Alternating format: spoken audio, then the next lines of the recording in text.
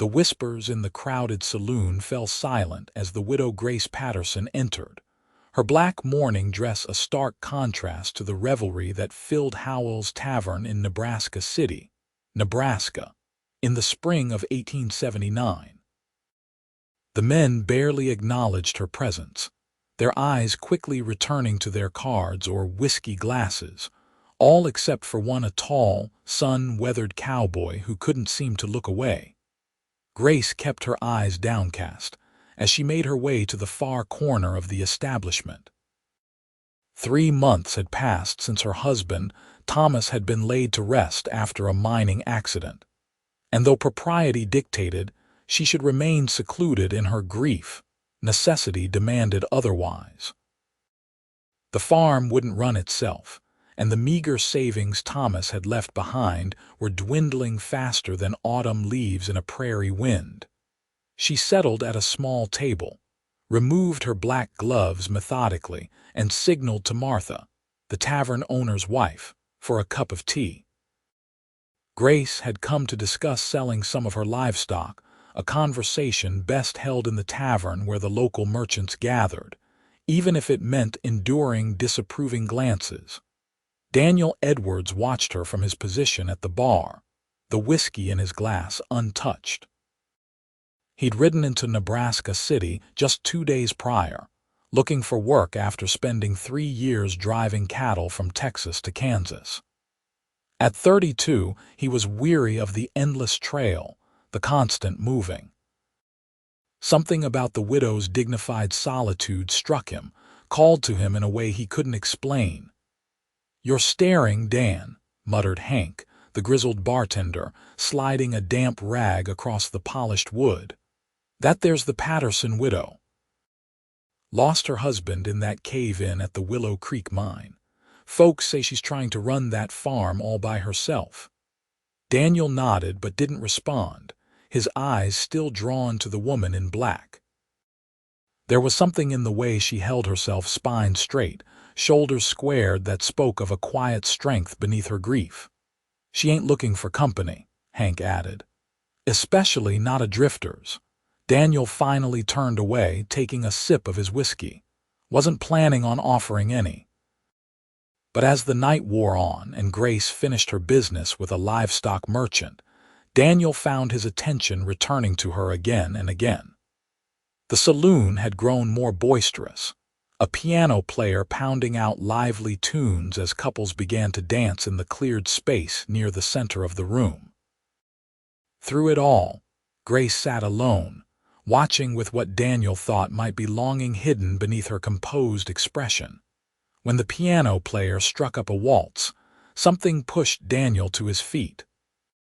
He weaved through the crowd, ignoring the curious glances that followed him, until he stood before Grace's table. "Madam," he said, removing his hat and holding it respectfully against his chest. "I know it ain't proper, and you're welcome to send me on my way, but I wondered if you might care to dance." Grace looked up, startled by the deep voice that had interrupted her thoughts.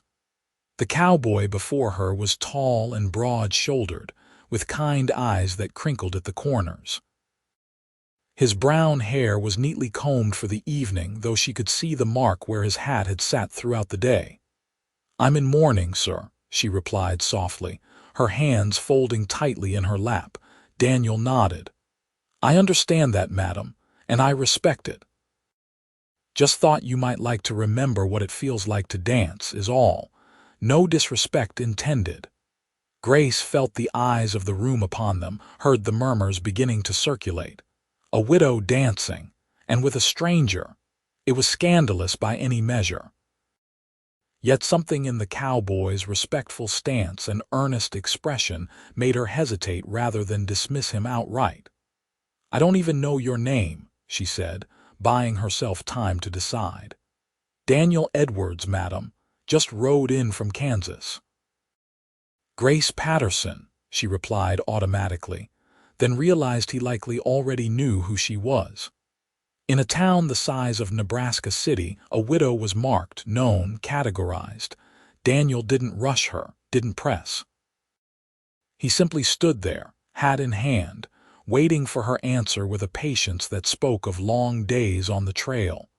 Grace thought of Thomas, of the promises they'd made, the life they'd planned. He had been a good husband, kind and hardworking. His death had left a void that seemed impossible to fill. But in that moment, with music filling the air and this stranger's hand metaphorically extended toward her, Grace felt something stir within her, not disloyalty to Thomas's memory, but perhaps the first inkling that life might still hold moments worth experiencing. "Just one dance," she said finally, her voice barely audible above the piano. The surprise that flashed across Daniel's face was genuine, as if he hadn't actually expected her to accept. He offered his hand, and after a moment's hesitation, Grace placed her gloved fingers in his palm. As they moved to the dance floor, the whispers around them grew louder, more insistent. Grace felt the judgment in every pair of eyes that followed them.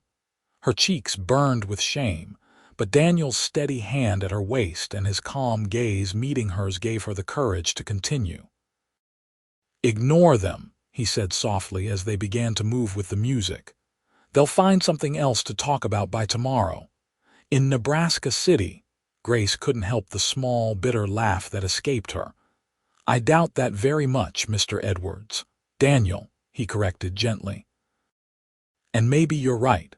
Small towns have long memories." They moved together surprisingly well. Daniel was more graceful than his rugged appearance suggested, guiding her through the steps of the waltz with confidence but without presumption. Grace found herself relaxing slightly, remembering how it felt to move to music, to be held, however, properly. "You dance well for a cowboy," she observed, allowing herself to look directly at him for the first time. He smiled, the expression transforming his weathered face. "My mother insisted all her boys learn. Said a man who could dance would never want for female company." "Wise woman." "She was," Daniel agreed, a flash of old sorrow crossing his features. As the song neared its end, Grace became acutely aware again of the stares, the whispers. This brief respite from grief and isolation would cost her in gossip and disapproval. "Thank you for the dance, Mr. Edwards," she said formally as the last notes faded. "But I should be going." Daniel nodded, releasing her immediately but accompanying her back to her table where she gathered her shawl and reticule. "May I see you home, Mrs. Patterson?" The propriety in her wanted to refuse. It would only fuel more talk, but the darkening night and the half-mile walk to her farm at the edge of town made her reconsider. "That would be kind, thank you."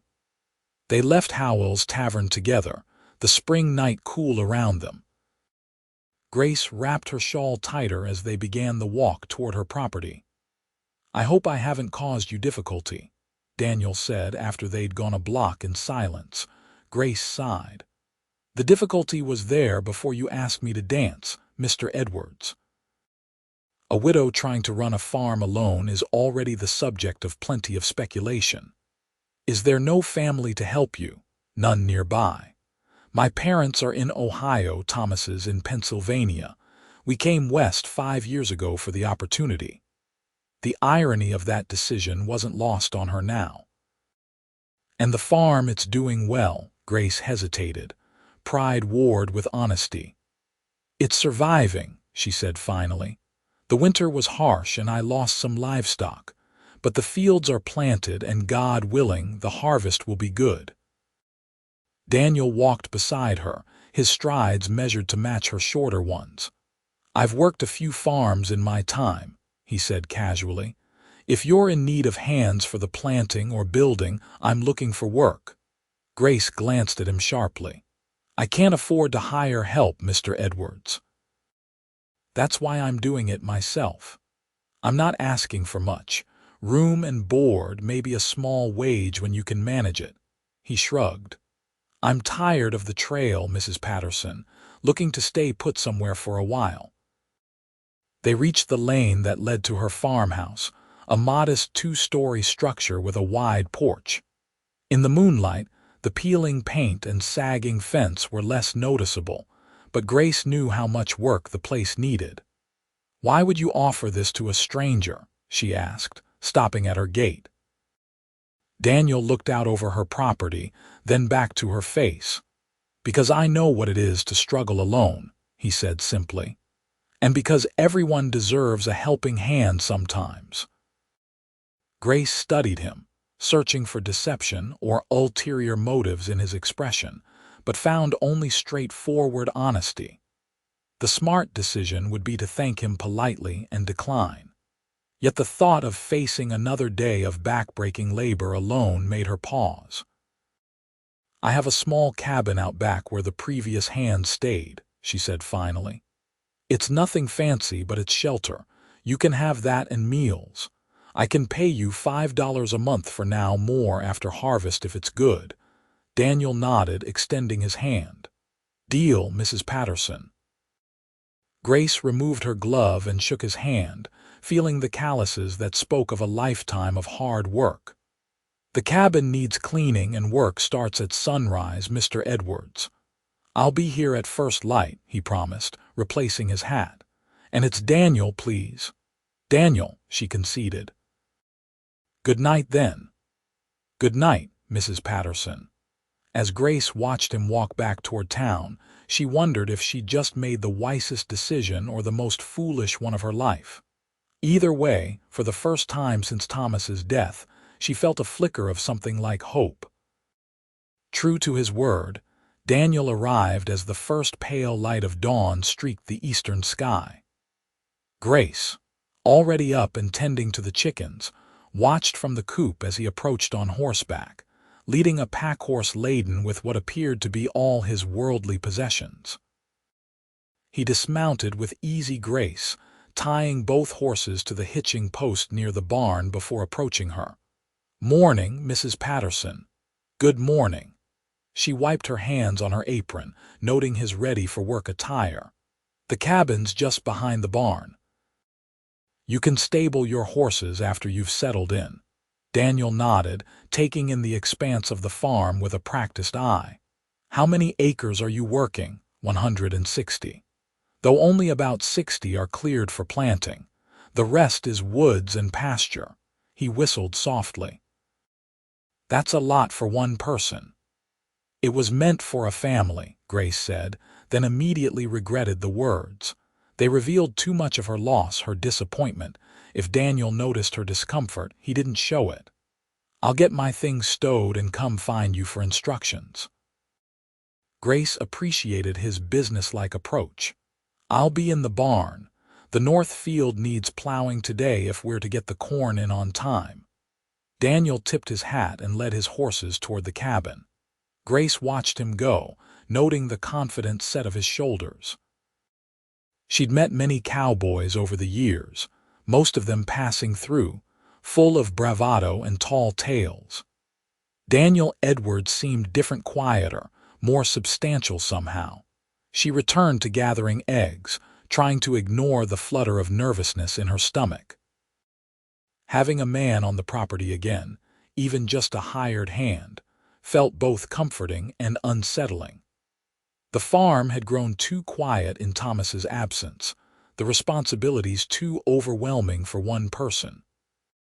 Yet Grace had grown accustomed to her independence, limited though it was by the constant struggle to keep the farm going. Within 30 minutes, Daniel joined her in the barn where she was mending a harness.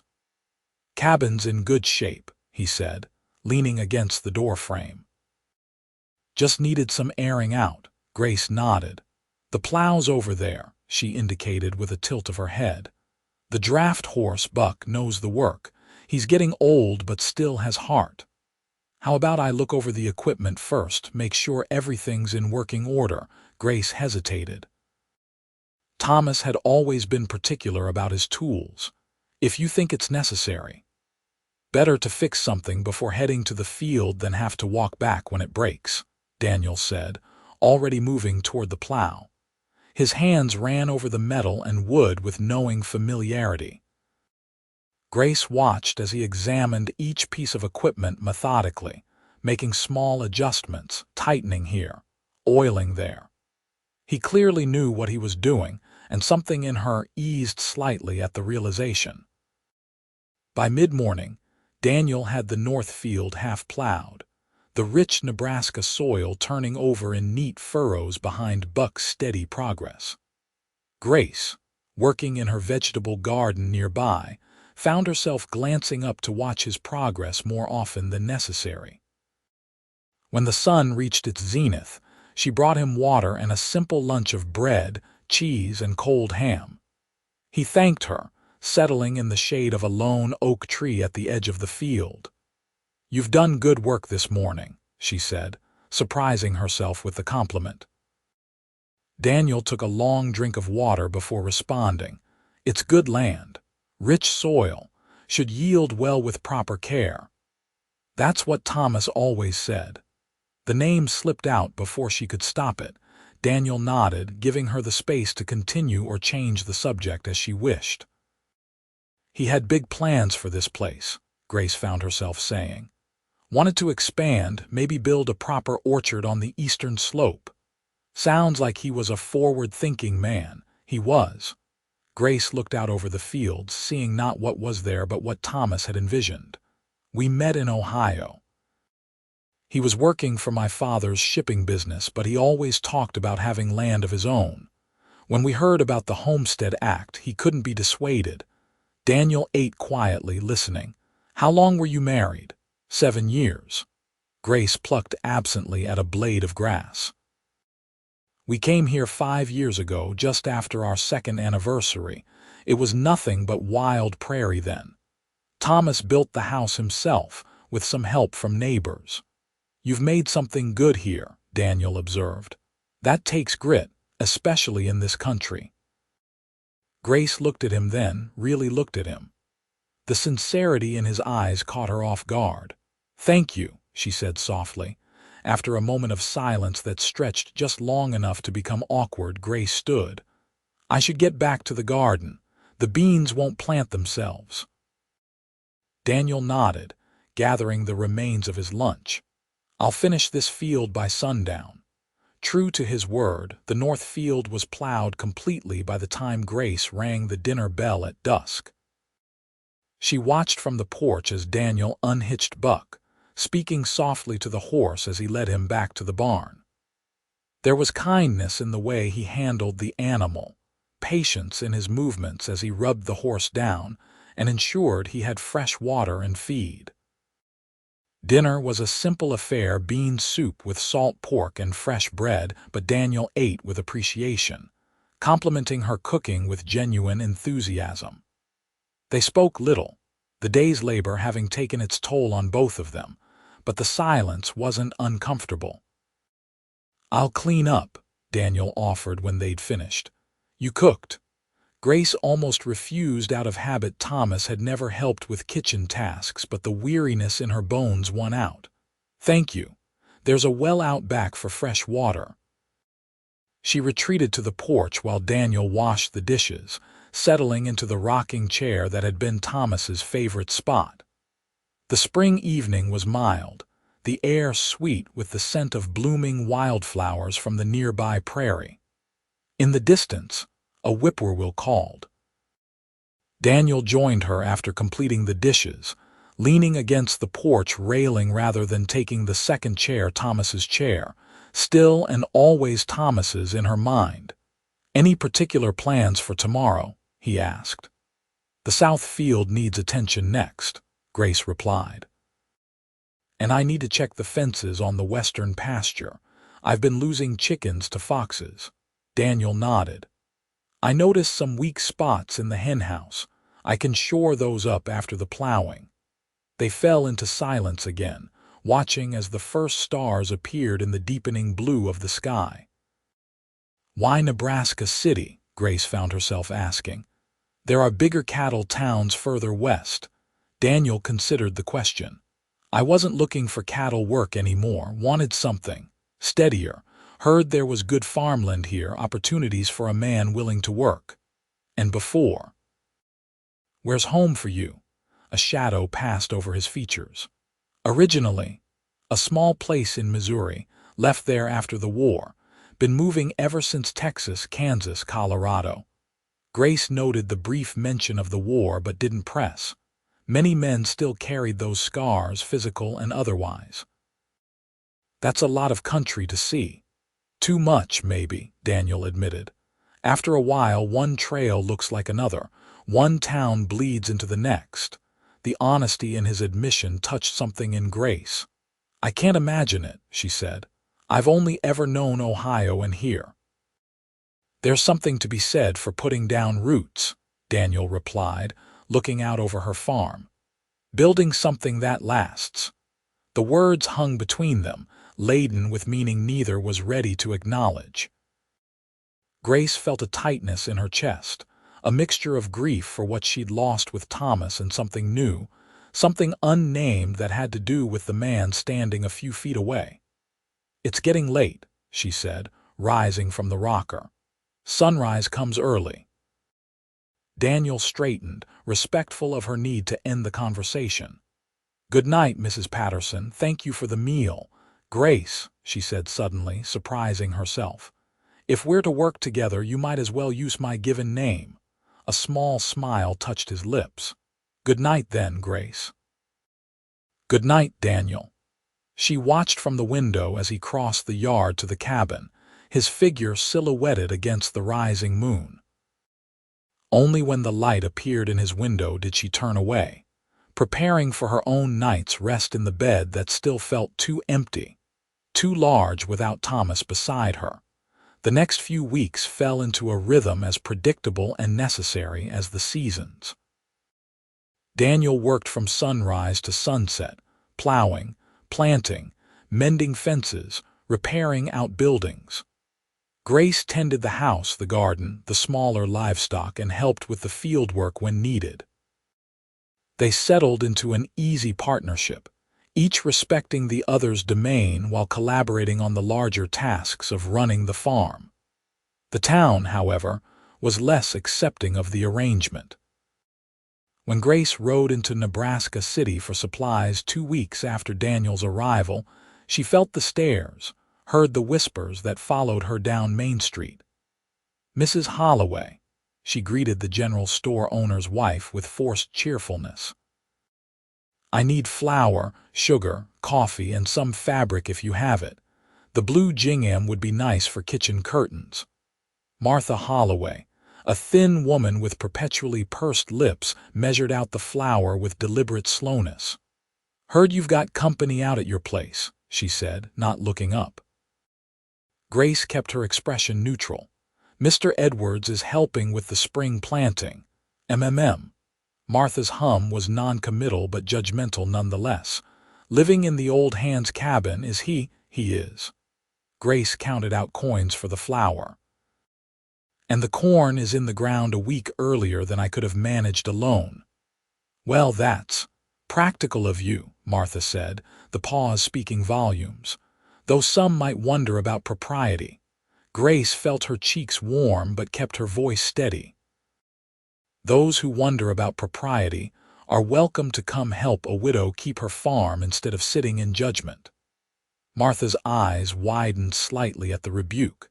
She finished packaging the remainder of Grace's order in frosty silence, accepting the payment with barely a nod. As Grace loaded her purchases into her wagon, Reverend Simmons approached, his expression grave beneath his black hat. Mrs. Patterson, he greeted her. I wonder if I might have a word. Grace secured her parcels before turning to face him. Of course, Reverend. I've heard some.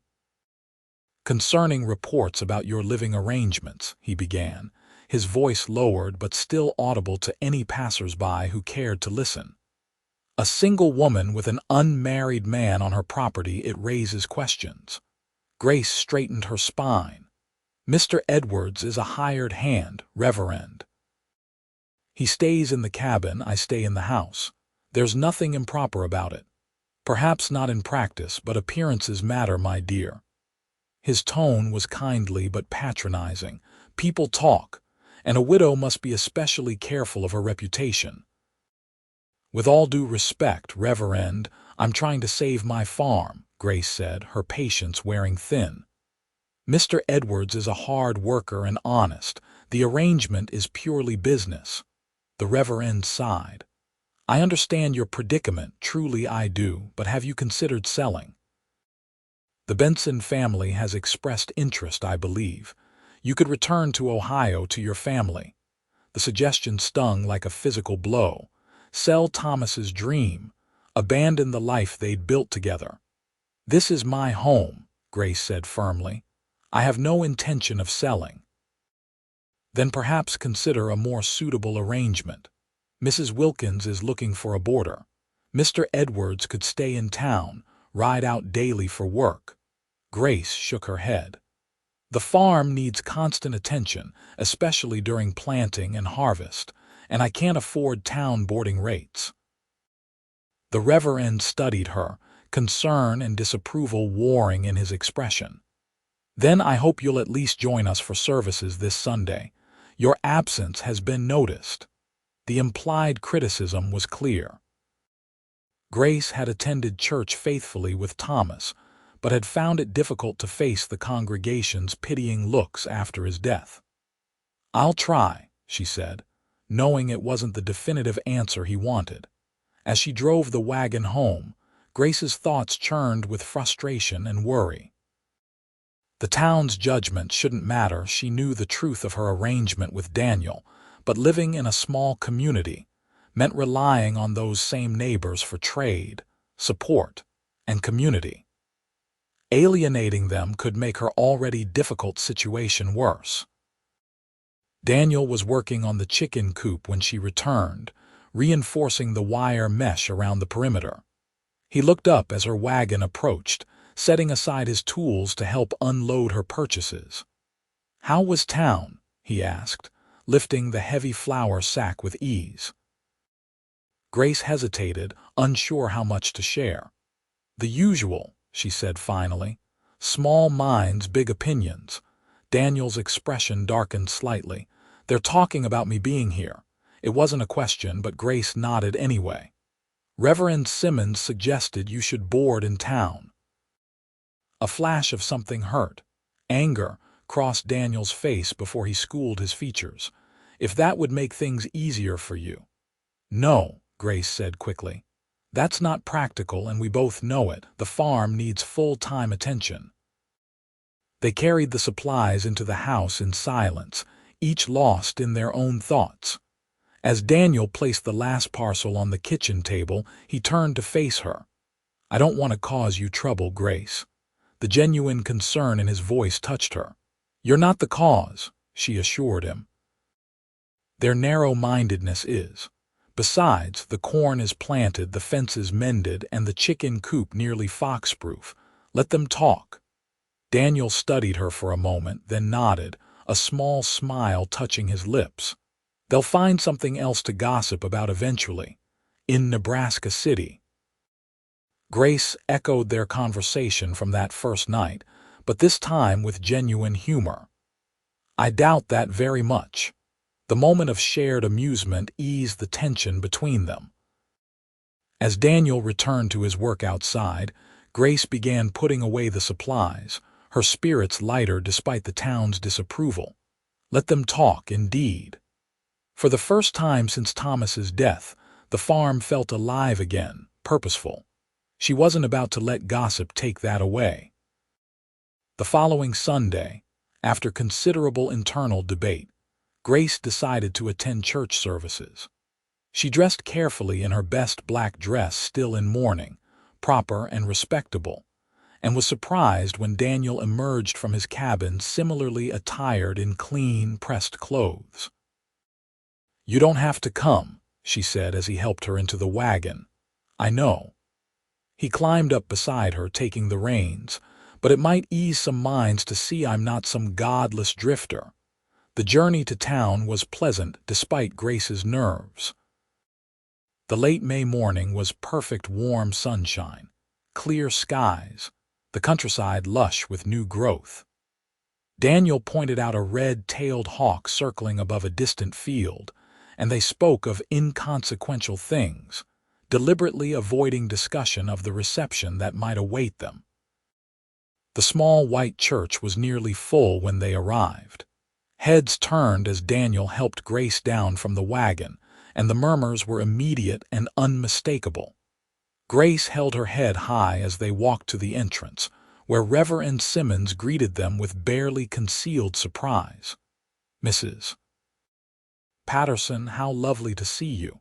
His gaze shifted to Daniel. "And this must be your hired hand." "Daniel Edwards, sir," Daniel said, extending his hand. "Pleased to meet you." The Reverend shook his hand briefly. "Welcome to our congregation, Mr. Edwards. We're always glad to see new faces." The cool reception continued inside. Though several parishioners nodded to Grace, no one approached to speak to them as they took seats in the last pew. Grace felt the weight of stares on her back, heard the whispered comments that weren't quite soft enough to be private. "Bringing him to church now. Living in sin, if you ask me. Poor Thomas barely cold in his grave." Daniel sat straight beside her, eyes forward, giving no indication he heard the remarks. His composure helped Grace maintain her own, though inside she seethed at the unjust assumptions. The service itself brought a measure of comfort. The familiar hymns, the scripture readings, they connected her to Thomas, to their shared faith, in a way that private prayer hadn't managed to do. When the congregation rose to sing Amazing Grace, she felt Daniel's voice, deep and unexpectedly melodic, join with hers, and something within her eased. After the final blessing, as they prepared to leave, Mabel Johnson, one of the few women who had brought food after Thomas's funeral, approached them. "Grace, dear, it's good to see you," she said warmly, though her eyes darted curiously to Daniel. "We've missed you these past months." "Thank you, Mabel. It's good to be back." Grace made the introduction. "This is Daniel Edwards, who's helping me with the farm." To her credit, Mabel offered Daniel a genuine smile. "How wonderful! Grace needs the help, and that land is too good to lie fallow." Before others could approach, whether with similar kindness or with judgment, the Reverend called Daniel aside, ostensibly to welcome him more personally to the community. Grace watched them converse, the Reverend speaking earnestly while Daniel listened with respectful attention. "He's handsome," Mabel observed, following Grace's gaze, "and seems a gentleman." Grace felt her cheeks warm. "He's a good worker," she said neutrally. Mabel patted her hand. "It's all right to notice, dear. Thomas wouldn't expect you to be alone forever." The comment startled Grace. She hadn't allowed herself to think in those terms, had framed Daniel's presence purely in terms of the farm's needs. "It's not like that," she insisted. "It's been less than 4 months since Thomas passed." "Of course," Mabel soothed, though her knowing smile suggested she wasn't entirely convinced. "Well, you both must come for dinner sometime. Harold and I would love the company." The invitation was unexpected, but welcome, a small gesture of acceptance that meant more than Mabel could know.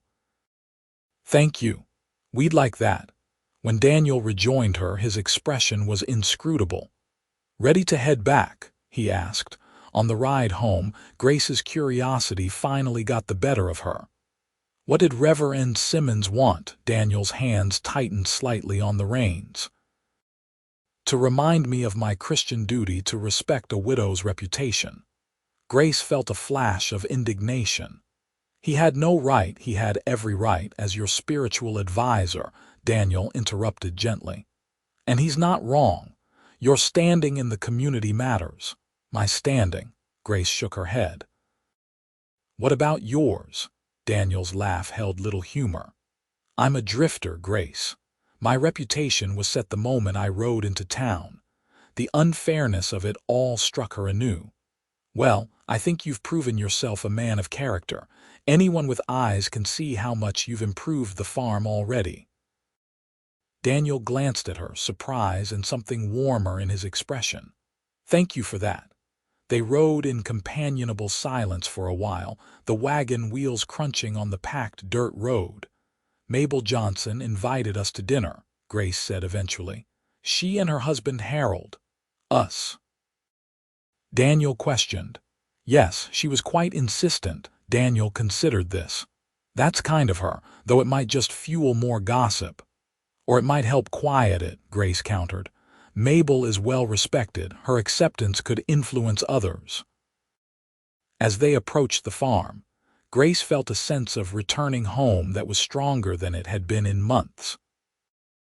The fields, now showing the first green shoots of corn emerging from the rich soil, the newly repaired barn, the chickens scratching contentedly in their reinforced enclosure, all of it represented progress, hope, a future. She glanced at Daniel, his profile strong against the afternoon sun, and felt a flutter in her chest that had nothing to do with the farm's improved condition. The feeling both alarmed and intrigued her, and she quickly looked away before he could notice her regard. That evening, as they sat on the porch after dinner, a habit they'd fallen into despite, or perhaps because of, the town's disapproval, Grace broached a subject she'd been considering since church. "I'm thinking of planting an orchard," she said, "on the eastern slope, where Thomas always wanted it." Daniel looked at her with interest. "Apple trees, and cherry, maybe some plum." Grace's hands twisted slightly in her lap. "It's a long-term investment, I know. Trees take years to bear properly, but it's looking to the future," Daniel finished for her. "I think it's a fine idea." The simple affirmation meant more than elaborate praise would have. "We'd need to clear the land first, prepare it properly." "We could start after the corn's established," Daniel suggested. "I know a bit about orchards. My grandfather had one in Missouri." The casual "we" warmed Grace unexpectedly. It had been so long since she'd been part of a "we" in any context. "I'd like that," she said softly. The following weeks brought more hard work as the farm continued its spring awakening. The corn sprouted in neat rows, the garden flourished under Grace's care, and Daniel began clearing land on the eastern slope for the planned orchard. The rhythms of farm life, feeding animals, weeding gardens, repairing equipment, became comfortable, shared tasks rather than overwhelming burdens.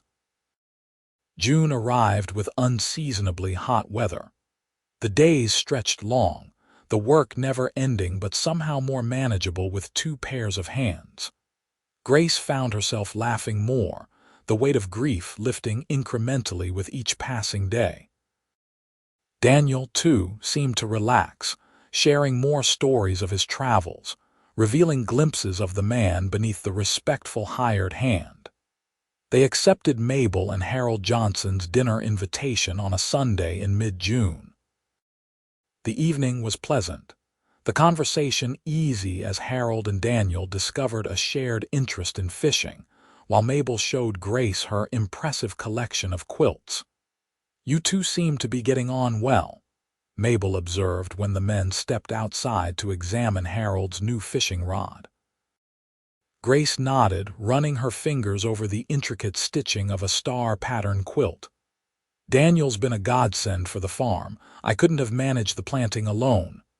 "And as a companion," Mabel pressed gently. Grace looked up, startled. "He's respectful, easy to talk to."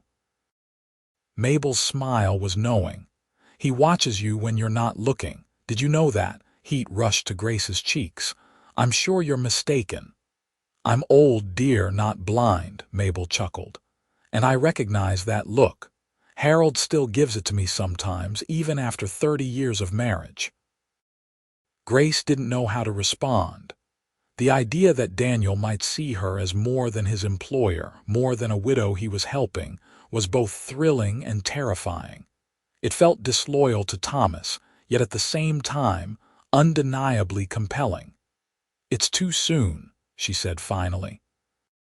Mabel covered Grace's hand with her own.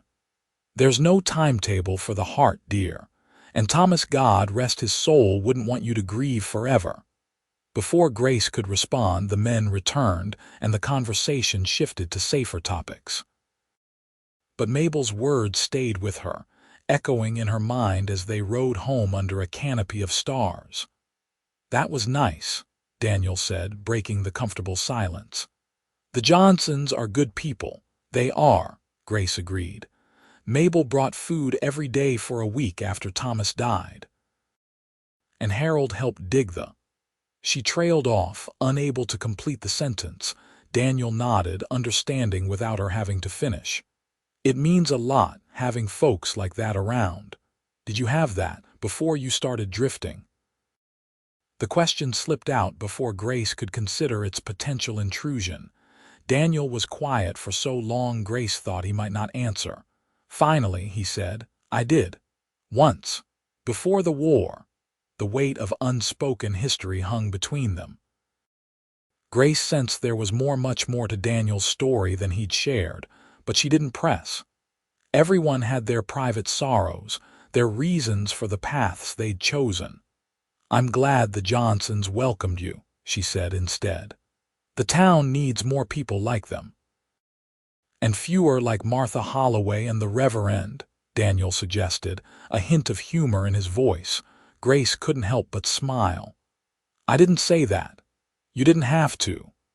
Their laughter mingled in the night air, and Grace felt something shift between them, subtle but significant. A deepening of connection, perhaps, or a lowering of the careful barriers they'd both maintained. The next morning dawned hot and sticky, promising another scorching day. Grace rose early to gather eggs and milk the cow before the worst of the heat set in. She was returning to the house, basket of eggs in hand, when she heard a crash from the barn followed by a muffled curse. Setting the basket on the porch, she hurried to investigate. She found Daniel struggling to lift a fallen beam, his shirt soaked with sweat despite the early hour. "What happened?" she asked, moving to help. Daniel shook his head. "I've got it. The support was more rotted than I realized, gave way when I was checking the loft." Together they managed to move the beam safely aside.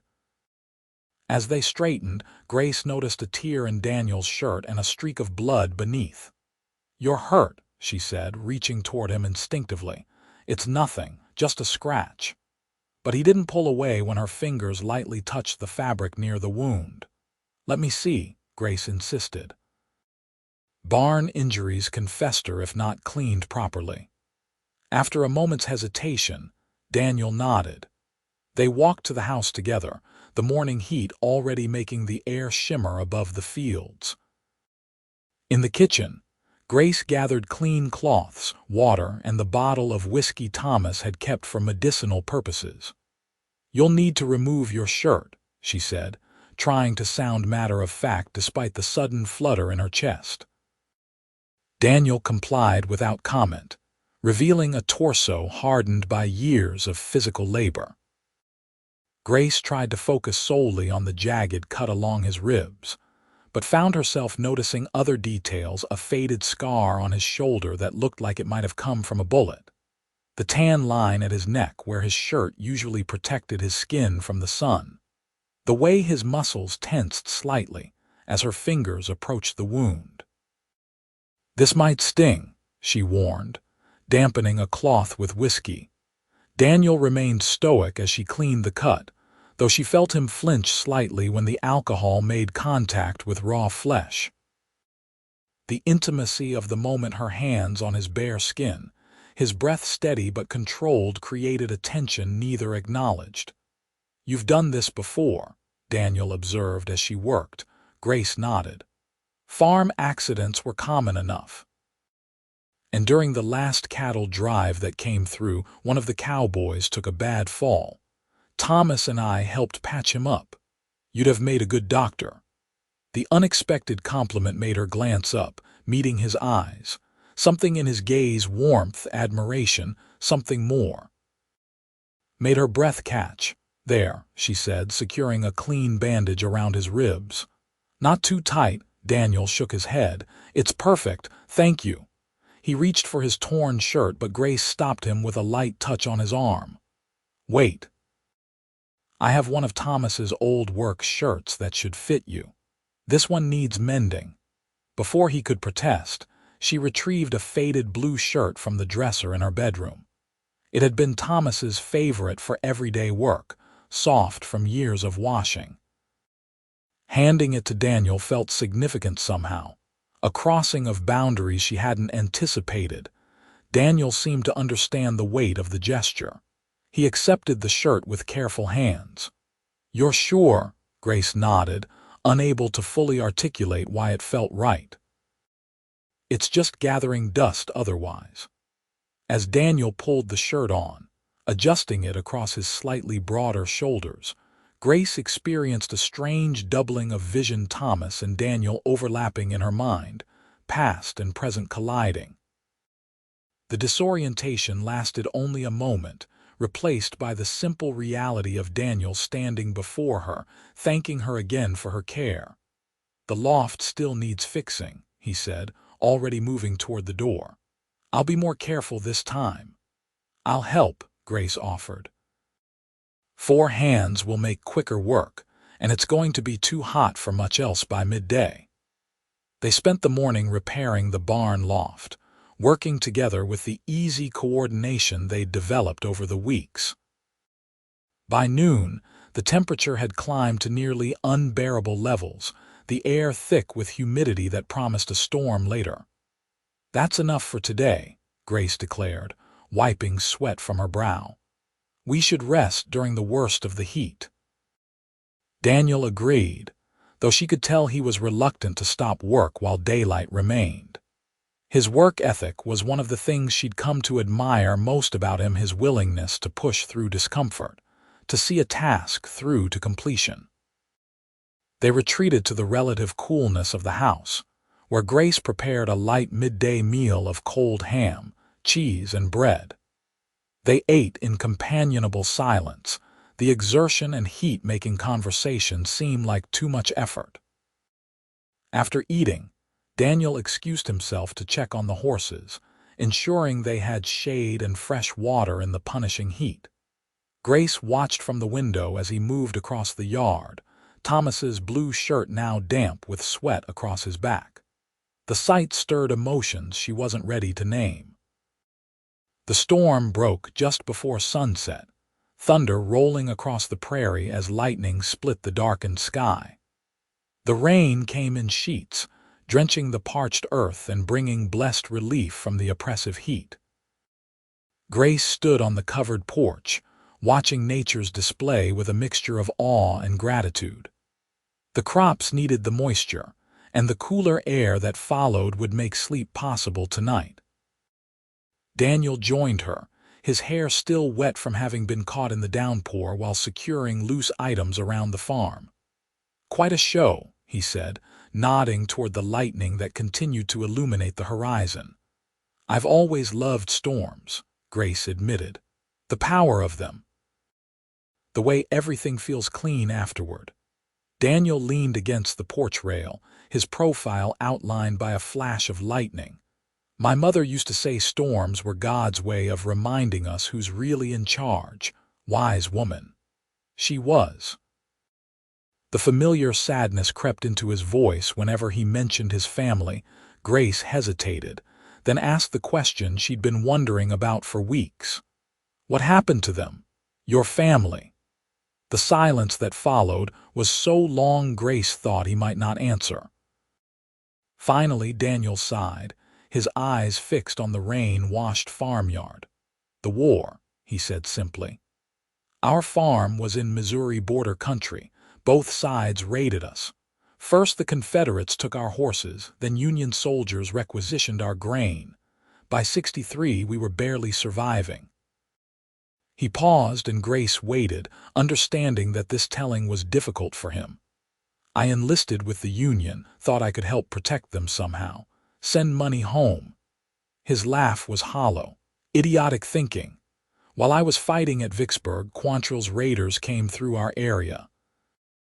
Burned farms, killed anyone they suspected of Union sympathies." Grace's hand covered her mouth. "Your family?" Daniel nodded once, the movement sharp with old pain.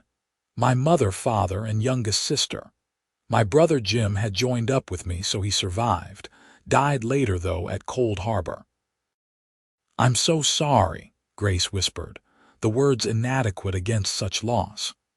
It was a long time ago, Daniel said, though his voice betrayed that time had only dulled, not erased, the grief. After the war, I couldn't face going back, started moving west, taking whatever work came along. Never stayed anywhere long. Until now, Grace observed softly. Daniel turned to look at her then, his expression unreadable in the dim light.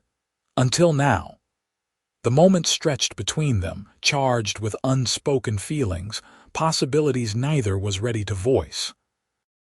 The rain continued to fall, gentler now, creating a curtain of silver that separated them from the world beyond the porch. I should check the cabin roof, Daniel said finally. It was leaking earlier. Grace nodded, reluctant to see the moment end, but understanding his need for space after sharing such painful memories. Good night, Daniel. Good night, Grace. She watched him dash through the rain to his cabin, her heart heavy with his story yet somehow lighter for having been trusted with it. The pieces of Daniel Edwards were coming together for her, the restlessness, the competence, the underlying sadness she'd sometimes glimpsed. He'd lost everything, just as she had lost Thomas, though his losses were greater, more complete. That night, lying in bed listening to the rain on the roof, Grace realized something had fundamentally shifted. Daniel was no longer simply a hired hand, a convenient solution to her farm's needs. He had become important to her in ways that both frightened and exhilarated her. The question was, what would she do about it? July brought Independence Day celebrations to Nebraska City. The town's annual picnic and dance was the social highlight of the summer, drawing farmers and townspeople alike for a day of food, games, and evening festivities. Grace had not attended last year, still in the first stages of grief after Thomas's passing. This year, she found herself looking forward to it, though her anticipation was tinged with nervousness. She and Daniel would be appearing together in public again, inviting further scrutiny and gossip. We don't have to go, Daniel said when she mentioned the event. They were working side by side in the vegetable garden, harvesting early peas and beans. The farm always needs attention. I want to, Grace surprised herself with the firmness of her reply. I've missed being part of things. Daniel nodded, understanding what she didn't quite say, that grief had isolated her as much as the physical distance of the farm from town. Then we'll go. The day of the celebration dawned clear and pleasantly warm. Grace spent the morning preparing food to contribute to the communal table's fried chicken, potato salad, and an apple pie from the last of the previous autumn's preserved fruit. Daniel helped load everything into the wagon, his own contribution a jug of fresh buttermilk from their cow.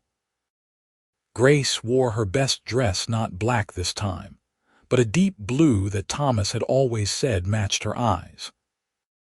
It was the first time since his death that she'd worn something other than mourning colors, and the change felt significant, a statement about moving forward that she hadn't consciously planned, but found she was ready to make. When Daniel saw her emerge from the house, his expression of appreciation was quickly masked, but not before Grace caught it. He himself had made an effort, wearing a clean white shirt and the best of his work pants, his hair neatly combed and his face freshly shaved. "You look very nice," he said, offering his hand to help her into the wagon.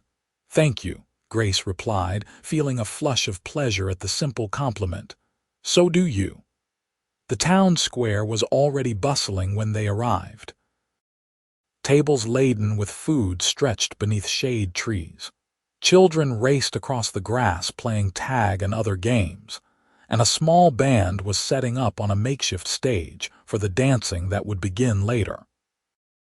Grace felt eyes turn toward them as Daniel helped her down from the wagon, but the scrutiny seemed less pointed than before. Perhaps the passage of time had dulled the town's interest in her living arrangements, or maybe their appearance at church had helped normalize Daniel's presence. They placed their food contributions on the appropriate tables, then stood somewhat awkwardly, unsure where to go next. The Johnsons soon rescued them, Harold calling Daniel over to meet some other farmers while Mabel linked her arm with Grace's and led her toward a group of women. "You look lovely, dear," Mabel said warmly. "That blue becomes you." "Thank you," Grace replied, self-consciously smoothing the fabric of her skirt. It felt time to make a change. Mabel squeezed her arm in understanding. "And right you are. Now come meet Mrs. Thornton. She's new to town too. Just arrived from Pennsylvania last month." The afternoon passed pleasantly enough. Grace found herself enjoying conversations with neighbors she hadn't properly spoken to in months. The food was abundant and delicious, the speeches mercifully brief, and the children's games entertaining to watch. She caught glimpses of Daniel throughout the day talking earnestly with Harold and some other men, helping an elderly woman carry her plate to a table, throwing a ball back to a group of boys when it went astray. As the sun began to lower in the sky, the band started playing, and couples moved to the cleared area in front of the stage to dance. Grace sat with Mabel and some other women, watching the festivities with a mixture of enjoyment and melancholy. Last time she'd attended this celebration, she had danced with Thomas, laughing as he twirled her around despite his insistence that he had 2 left feet. "Your Mr. Edwards is quite popular," Mabel observed, nodding toward where Daniel stood surrounded by a group that included several unmarried women from town. "Sarah Williams seems particularly interested." Grace followed her gaze to see the miller's daughter, a pretty blonde, smiling up at Daniel as she said something that made the group laugh. The sight caused an unexpected pang that Grace recognized, with some surprise as jealousy. "He's not my Mr. Edwards," she said, perhaps too quickly. "And he's free to talk to whomever he wishes." Mabel's knowing look suggested she wasn't fooled by Grace's attempt at indifference. "Of course. Though I notice he keeps glancing this way, checking on you, I'd wager." Before Grace could respond, Harold appeared, extending his hand to his wife. "May I have this dance, Mrs. Johnson?" Mabel rose with a smile that made her look years younger. "Always, Mr. Johnson." Left alone, Grace watched the dancers, trying not to let her gaze drift too often to where Daniel still stood with the group of townspeople. She was so focused on not looking at him that she didn't notice his approach until he stood before her. "Would you dance with me, Grace?" he asked, extending his hand just as he had that first night in the saloon. The parallel wasn't lost on her. "People will talk," she said, though without real concern. Daniel's smile was warm. "They'll talk regardless. Might as well give them something worth talking about." The boldness of the statement, so different from his usual careful respect, made her laugh. She placed her hand in his and let him lead her to the dance floor, just as the band began a waltz, the same dance they'd shared months ago when he was still a stranger, and she was still wrapped in the first dark layers of grief. They moved together more naturally now, their bodies familiar with each other's rhythms after weeks of shared work. Daniel's hand at her waist was steady, his eyes holding hers with an intensity that made her breath catch. "You're a much better dancer than Thomas was," she found herself saying, then immediately flushed at the comparison. Rather than take offense, Daniel seemed pleased. "High praise, though I suspect you'd have forgiven him his clumsy feet." "I did," Grace admitted with a small smile. "Every time." They continued to dance, the conversation flowing easily between them. When the waltz ended, neither made a move to leave the floor, staying for the next dance and the one after that. Grace was aware of the glances, the whispers, but found she cared less than she had expected. There was a freedom in this moment, in the simple pleasure of dancing with a man whose company she enjoyed, that outweighed concerns about propriety. As dusk fell, lanterns were lit around the square, casting a golden glow over the festivities. The band announced the last dance of the evening, another waltz, slower and more romantic than the first. Daniel's hand tightened slightly at Grace's waist as they began to move. "Thank you for bringing me today," he said quietly. "It's been a long time since I felt part of something like this." The admission touched Grace deeply.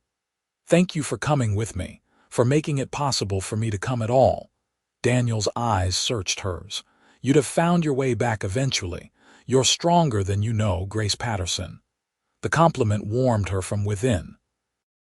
They danced in silence for a few moments, each lost in thought. "The corn's doing well," Daniel said eventually. "Should be a good harvest if the weather holds." "Yes," Grace agreed, recognizing the shift to safer topics. "And the orchard land is nearly cleared. We could plant the first trees this fall if we wanted." The casual "we" hung between them, its implications impossible to ignore in the intimacy of the dance. Daniel's expression grew serious. "Grace," he began, then hesitated. "I've been thinking," whatever he intended to say was interrupted by a commotion near the refreshment tables. A group of cowboys trail hands from a cattle drive passing nearby had arrived late and apparently already deep in their cups. One of them, a burly man with a wild beard, was harassing Martha Holloway, his hand gripping her arm despite her obvious distress. Daniel's attention immediately shifted to the disturbance. "Excuse me," he said to Grace, releasing her and moving swiftly toward the confrontation. Grace followed more slowly, watching as Daniel approached the group with a calm but authoritative demeanor. She couldn't hear what was said over the murmurs of the crowd, but she saw Daniel place a hand on the drunk cowboy's shoulder, speaking directly into his ear. For a moment, it seemed the situation would resolve peacefully. Then the cowboy shoved Martha aside and swung wildly at Daniel, who ducked the blow with practiced ease. What happened next occurred so quickly Grace could barely follow. Daniel had the man's arm twisted behind his back, forcing him to his knees before anyone else could intervene. "Apologize to the lady," Daniel said, his voice carrying clearly now in the sudden quiet. The cowboy cursed, struggling against Daniel's hold until a slight increase in pressure made him yelp. "Fine. Sorry, madam." Daniel released him but remained watchful as the man staggered to his feet. The cowboy's companions, sensing their welcome had evaporated, began to pull him away, muttering apologies of their own to the scandalized townspeople. As the disruption faded, Grace found herself seeing Daniel in a new light. The controlled, decisive way he'd handled the situation spoke of experience with violence, yet there had been no brutality in his actions, only the minimum force required to end the threat. When he rejoined her, his expression was apologetic. "I'm sorry about that. Are you ready to head home?" Grace nodded, still processing what she'd witnessed. They said their goodbyes to the Johnsons and a few others, including Martha Holloway, who thanked Daniel with surprising warmth given her previous coldness toward them. The ride home was quiet, the night air cool after the heat of the day. Stars blanketed the sky above, the Milky Way a brilliant swath across the darkness. Grace found herself stealing glances at Daniel's profile as he drove, wondering about the man beside her, his past, his capabilities, the depth of character she continued to discover.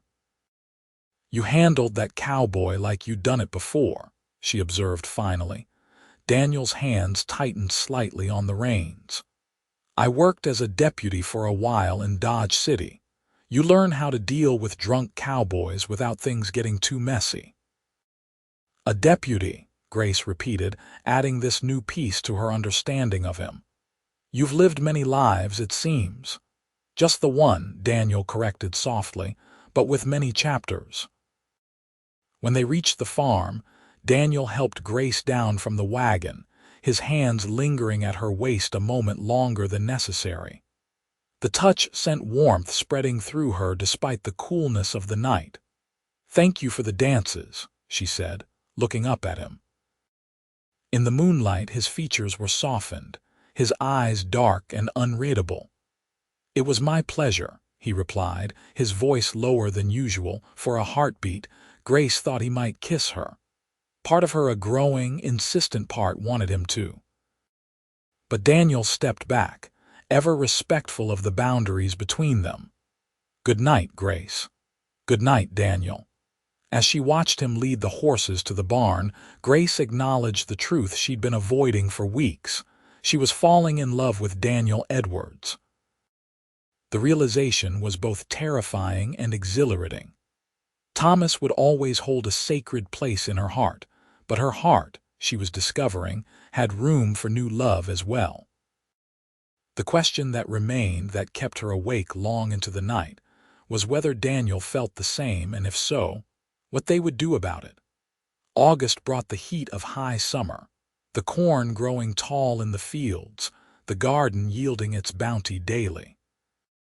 Grace and Daniel worked side by side, canning vegetables for the winter ahead, repairing fences damaged in summer thunderstorms, and beginning preparations for the harvest to come. Their relationship had shifted subtly since the Independence Day celebration. There was a new awareness between them, an undercurrent of unacknowledged feelings that manifested in small ways: hands brushing while passing tools, gazes held a moment longer than necessary, conversations that flowed more freely about personal matters rather than just the day's work. On a particularly scorching afternoon, Daniel suggested they take a break from their labors and visit the creek that ran along the western edge of the property. "The water's cool there," he said. "Might be nice to rest in the shade for a bit." Grace agreed readily. They packed a simple lunch and walked together through the meadow, wildflowers nodding in the slight breeze.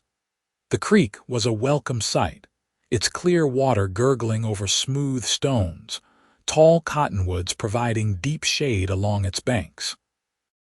They settled on a fallen log, unwrapping bread, cheese, and early apples from the Johnson's tree.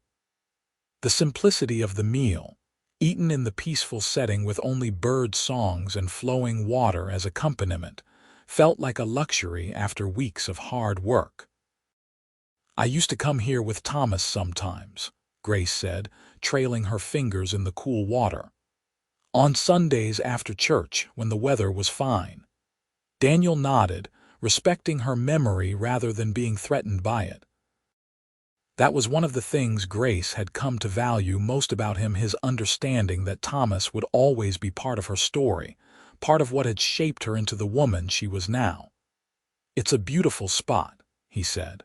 "Reminds me of a place back home in Missouri. My sisters and I used to catch crawdads in a creek like this." Grace smiled at the image. "How many sisters did you have?" "Two. Mary was older, Elizabeth younger." A shadow crossed his face. "Elizabeth was only 16 when the raiders came." Grace placed her hand over his where it rested on the log between them. "I'm sorry." Daniel turned his hand to clasp hers, the gesture natural and comforting. "Sometimes I wonder what kind of women they'd have become, what lives they'd have led." He paused. Mary was engaged. They were to marry that fall. "What was her fiancé's name?" Grace asked gently. "Robert. Good man, carpenter by trade." Daniel's thumb traced small circles on the back of her hand, perhaps unconsciously. "He died at Shiloh early in the war, before we lost the farm." They sat in silence for a while, the shared grief creating a deeper connection between them. Grace thought about how loss shaped a life, narrowing possibilities in some directions while unexpectedly opening others. Without Thomas's death, she would never have met Daniel. Without the war's devastation of his family, Daniel might never have become the man who now sat beside her. "You ever think of going back?" she asked. "To Missouri?" Daniel considered the question. "I did for a long time. Thought about rebuilding the farm, trying to reclaim something of what was lost." He shook his head. "But there's nothing there for me now, just graves and memories." The sadness in his voice made Grace bold. She squeezed his hand. "And here, is there something for you here?" Daniel looked at her then, his eyes reflecting emotions too complex to name. "Yes," he said simply, "I believe there is." The moment stretched between them, charged with possibility. Grace felt her heart quicken as Daniel's gaze dropped to her lips, then back to her eyes, a question in his expression that needed no words. She answered by leaning slightly toward him, permission granted in the movement. Daniel closed the remaining distance, his lips meeting hers in a kiss so gentle it nearly broke her heart. His free hand came up to cup her cheek, calloused fingers surprisingly soft against her skin. The kiss deepened slowly, neither rushing the moment they'd been moving toward for weeks. When they finally parted, Grace felt breathless, her world fundamentally altered in ways she couldn't yet fully comprehend. "I've wanted to do that for a very long time," Daniel admitted, his voice rougher than usual. "Why didn't you?" Grace asked, her own voice barely above a whisper. "Didn't think it was my place.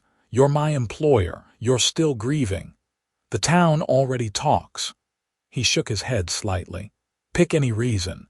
Grace smiled, feeling a lightness she hadn't experienced in months, all very logical reasons. "Logic doesn't seem to matter much right now," Daniel replied, returning her smile. "No," she agreed. "It doesn't." They spent the afternoon by the creek, talking more openly than ever before about their pasts, their hopes, the growing feelings between them. They didn't define what was happening, didn't make promises or plans. It was enough, for now, to acknowledge the connection that had been building since that first dance in Howell's Tavern. As they walked back to the farmhouse, hands occasionally brushing but not quite holding still, mindful of boundaries and appearances, Grace felt a sense of rightness, of coming home in a way that had nothing to do with the physical structure waiting ahead of them. That evening, their usual after-dinner conversation on the porch felt different, charged with new awareness, with possibilities neither was quite ready to voice. When Daniel finally rose to return to his cabin, his goodnight included another kiss, this one less tentative than the first, but still respectful, still giving her space to set the pace of whatever was growing between them. The following weeks brought a deepening of their relationship alongside the continuing work of the farm. They were careful to maintain proprieties. Daniel still slept in the cabin. Their behavior in town remained above reproach, but in private moments, they allowed themselves to explore the feelings neither could deny any longer. September arrived, bringing cooler temperatures and the beginning of harvest season. The corn stood tall and ready, the result of their shared labor through the spring and summer. Daniel hired 2 local boys to help with the harvest, paying them from his own wages despite Grace's protests. "We need the help," he insisted, "and they need the work. It's a fair exchange." With the additional hands, the harvest progressed quickly. Grace worked alongside them, her strength and endurance having grown throughout the months of physical labor. By the end of the second week, the corn was in, a better yield than the farm had seen in years. The success of the harvest brought a moment of reckoning. Daniel had been hired for planting season, with the understanding that his position might continue through harvest if things worked out. Now, with the crops in and winter approaching, the original terms of their arrangement had been fulfilled. On a crisp evening in late September, As they sat on the porch watching the sunset paint the sky in brilliant oranges and pinks, Grace broached the subject they'd both been avoiding.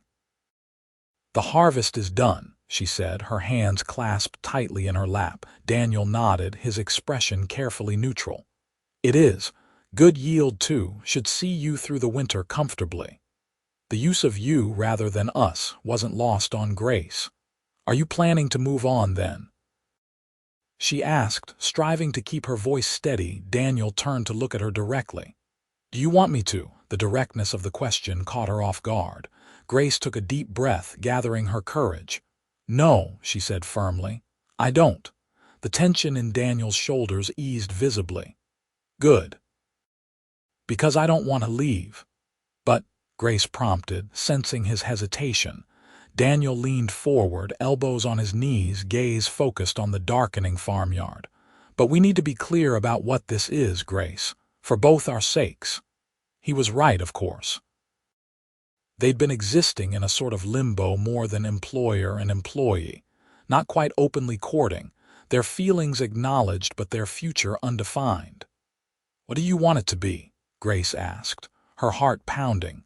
Daniel turned to face her fully, taking her hands in his.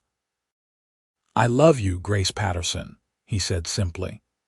"I think I've loved you since that first dance when you had the courage to step onto that floor despite every disapproving eye in the place." The words, spoken so plainly yet with such depth of feeling, brought tears to Grace's eyes. "Daniel." "Let me finish," he said gently. "I know it hasn't been a full year since Thomas passed. I know the town still watches and judges, and I know your heart will always hold a place for him. I accept all of that." He paused, gathering his thoughts. "I'm not asking to replace what you had with him. I'm asking for the chance to build something new, something that honors what came before, but looks toward the future. Our future, if you'll have me." Grace felt tears spill onto her cheeks, her heart so full it seemed impossible to contain all she was feeling. "Are you proposing to me, Daniel Edwards?" she asked, a watery smile breaking through. "Inelegantly, but yes," he admitted with a self-deprecating laugh. "I should have waited, done this properly with a ring," and Grace stopped him with a finger to his lips. "I love you too," she said. "And yes, I'll have you. Not to replace Thomas, but to start anew, as you said." The joy that transformed Daniel's face was worth any gossip, any judgment the town might offer. He gathered her into his arms, his kiss conveying all the emotion words couldn't express.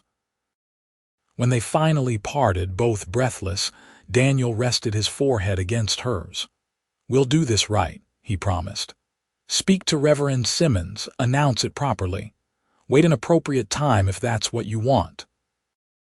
Grace nodded, grateful for his understanding of the delicate balance between honoring her past and embracing their future. "A small wedding before winter sets in," she suggested. "Just family and close friends." "Whatever you wish," Daniel agreed. "As long as at the end of it, you're my wife and I'm your husband." The simplicity of his statement, the depth of feeling behind it, made Grace fall in love with him all over again. They talked late into the night, making plans for their future together, for the farm, for the orchard they would plant, for the life they would build. When Daniel finally walked back to his cabin for the last time, they both knew.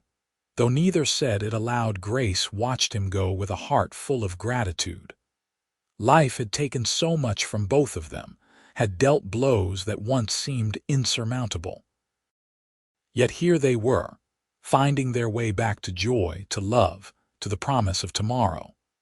The following Sunday, they spoke with Reverend Simmons after services, formally requesting his blessing and asking him to perform their wedding ceremony in November. The Reverend's initial surprise gave way to genuine pleasure when he saw the devotion evident between them. "Thomas was a good man," he said to Grace. "He would want your happiness above all." The words, coming from the same man who had once cautioned them about propriety, meant more than Grace could express. She squeezed Daniel's hand, drawing strength from his solid presence beside her. News of their engagement spread quickly through Nebraska City. To Grace's surprise and relief, the reaction was largely positive. Mabel Johnson was among the first to offer congratulations, declaring she'd seen it coming since that dance on the 4th of July. Martha Holloway, who had warmed considerably toward Daniel since the incident with the drunk cowboy, presented them with a hand-stitched quilt as an early wedding gift. Even those who had been most judgmental seemed to accept that enough time had passed, that the widow deserved happiness and security with a man who had proven his worth to the community. October passed in a flurry of preparations.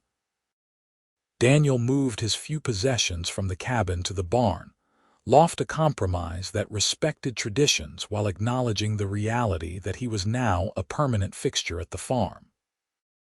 Together, they planted the first apple trees on the eastern slope, symbolically beginning the orchard Thomas had dreamed of, and that they would now bring to fruition together. Grace's parents arrived from Ohio 2 weeks before the wedding, her father gruff, but approving after observing Daniel's obvious devotion to both his daughter and the farm. Her mother, initially concerned about the relatively short time since Thomas's passing, was won over by Daniel's respectful manner and the evident happiness he brought to Grace. "He's a good man," her father pronounced one evening after Daniel had excused himself to check on the livestock. "Different from Thomas, but solid. He'll take care of you." "We'll take care of each other," Grace corrected gently, touched nonetheless by her father's approval. The wedding took place on the second Saturday in November, a crisp, clear day with the last of the autumn colors painting the countryside. The small white church was decorated simply with evergreen boughs and late-blooming chrysanthemums from Mabel's garden. Grace wore a dress of deep ivory rather than white, acknowledging her status as a widow, while celebrating the new beginning the day represented. Daniel, in a new suit purchased for the occasion, waited for her at the altar with an expression of such naked adoration that whispers of how he loves her rippled through the assembled guests. The ceremony was brief but meaningful, Reverend Simmons speaking eloquently about second chances and the grace of new beginnings. When Daniel and Grace exchanged vows, their voices were steady, their gazes unwavering.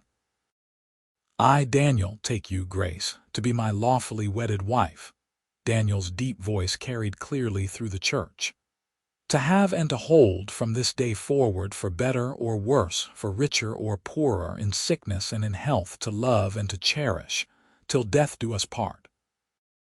Grace repeated the same vows, adding her own silent promise to honor both the love she'd shared with Thomas and this new love she'd found with Daniel.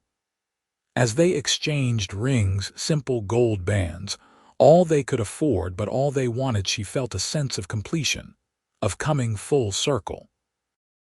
The celebration afterward at the Johnsons' home was joyful, filled with good food, music, and the warm wishes of friends and neighbors. As evening fell, Daniel and Grace took their leave, returning to the farm, their farm now, truly shared in every sense. Daniel carried her across the threshold, an old tradition that made Grace laugh with unexpected delight. Inside, the house was warm and welcoming, a fire blazing in the hearth against the November chill. On the mantel, a photograph of Thomas watched over the room, not as a ghost or a shadow, but as the beloved first chapter in Grace's story, a chapter that had led, however painfully, to this new beginning. "Welcome home, Mrs. Edwards," Daniel said softly, setting her gently on her feet but keeping his arms around her. Grace reached up to touch his face, marveling at the journey that had brought them here from a chance dance in a saloon to this moment of perfect belonging. "Welcome home, Mr. Edwards." Their kiss sealed more than just their vows. It sealed their commitment to building a life together, honoring the past while embracing the future with all its unknown joys and challenges. That night, as they lay together in what was now their shared bed, Grace felt a sense of peace that had eluded her since Thomas's death. Daniel's arm around her waist, his steady breathing against her hair, anchored her to this new reality they were creating together. "What are you thinking?" he asked, his voice drowsy in the darkness. Grace smiled, though he couldn't see it.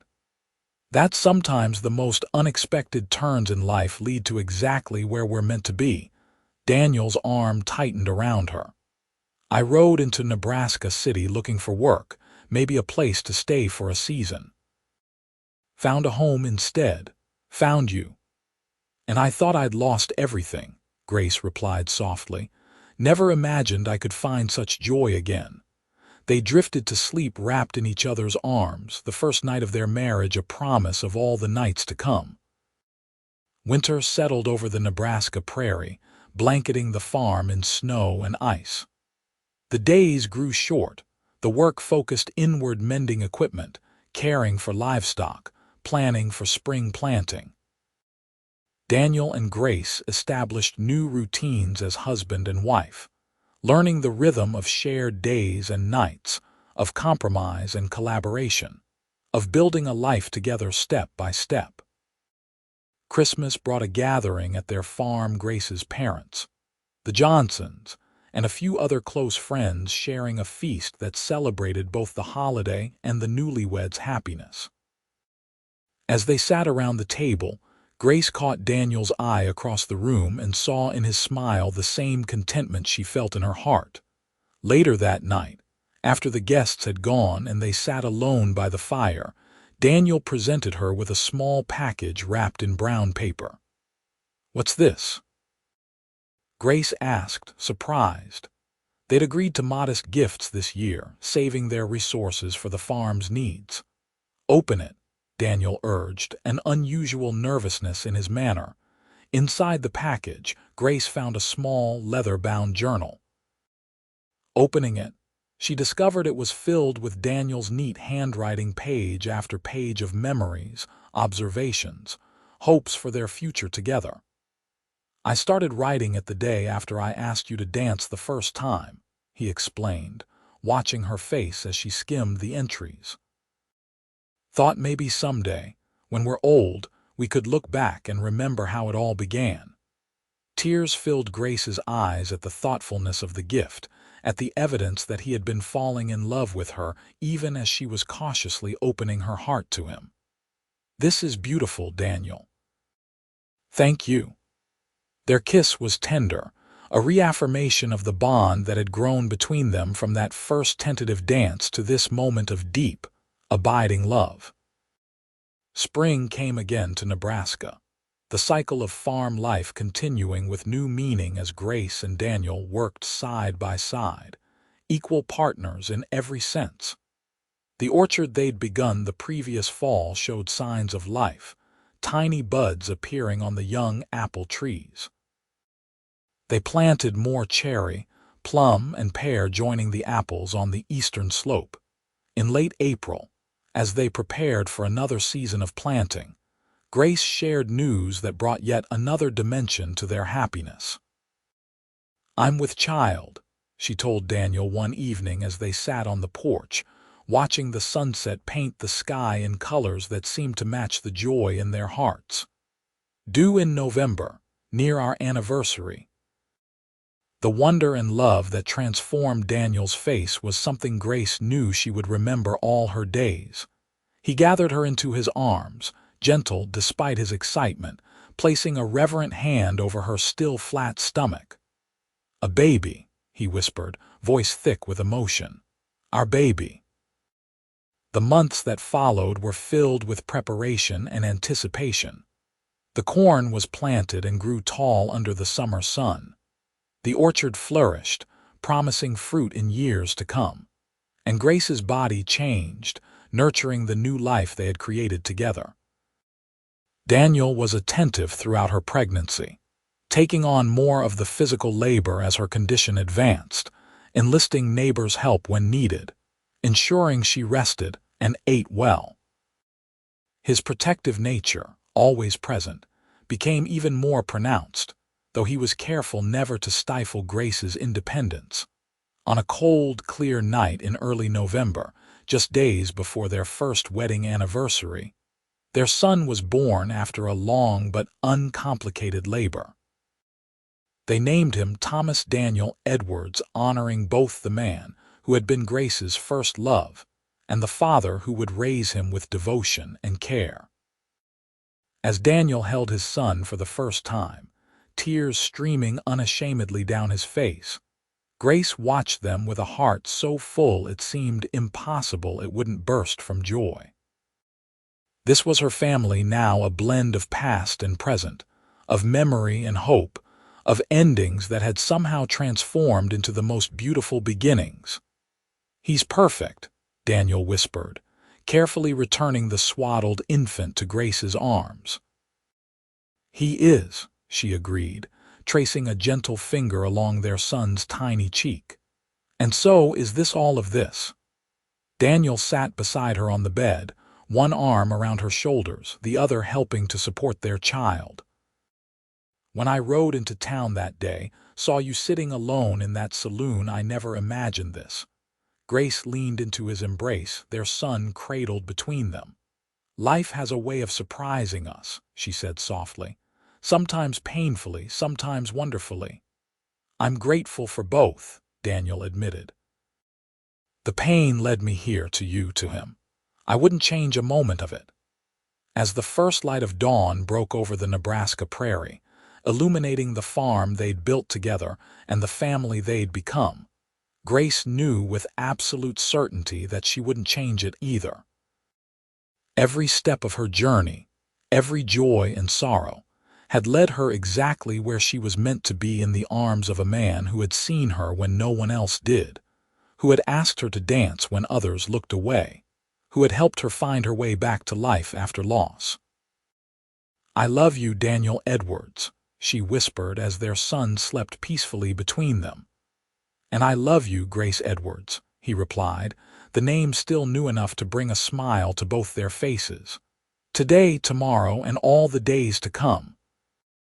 Outside their window, the young orchard stood in silent witness to their promise roots deepening, branches reaching skyward, a living testament to the power of second chances and the endless possibility of new beginnings.